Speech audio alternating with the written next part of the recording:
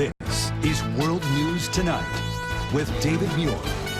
Good evening, everyone. Thanks so much for joining us on this Thanksgiving. I'm Lindsay Davis in for David.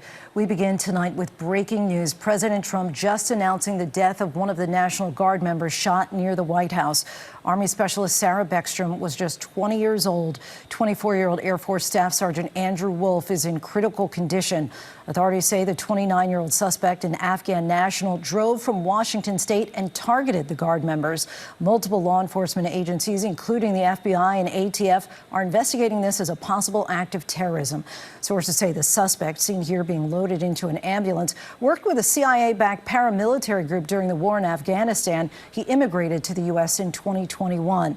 The suspect is now facing death penalty charges. Wolf's family is asking for prayers. ABC's Jay O'Brien leads us off.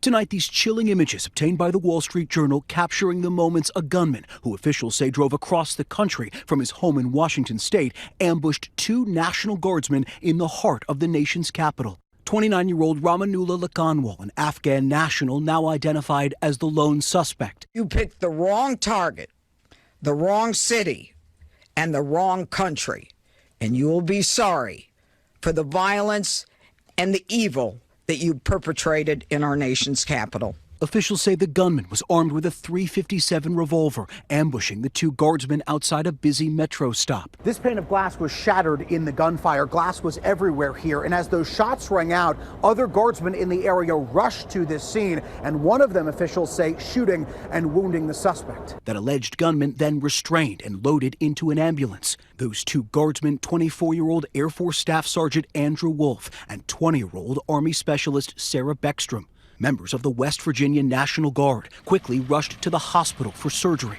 And late today, in a call with members of the military, President Trump announcing that Specialist Sarah Beckstrom had died. She's just passed away.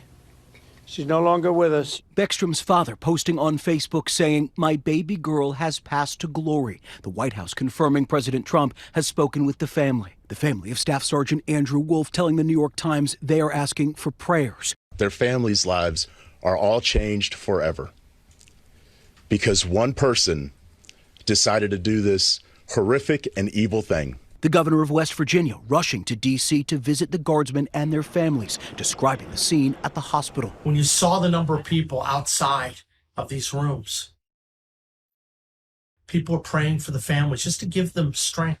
And tonight, the investigation intensifying. Officials saying the suspect had been living with his wife and 5 children in Bellingham, Washington. The FBI executing searches at his home, investigating this as a possible act of terrorism. We will not stop until we interview anyone and everyone associated with the subject, the house, and every piece of his life. Sources familiar with the investigation tell ABC News Lakanwal was a highly trained and trusted member of an elite Afghan counterterrorism force called the Zero Units, partnering with U.S. Special Forces and the CIA during the war in Afghanistan. He came to the U.S. in 2021 under a Biden-era program evacuating Afghan refugees during the chaotic withdrawal of U.S. forces. Sources tell ABC News the suspect was formally granted asylum this April under the Trump administration. And Lindsay, we're learning another tragic detail tonight. Those two guardsmen shot here at this metro station. Staff Sergeant Wolf and Specialist Beckstrom were given the option to end their deployment early as of last week.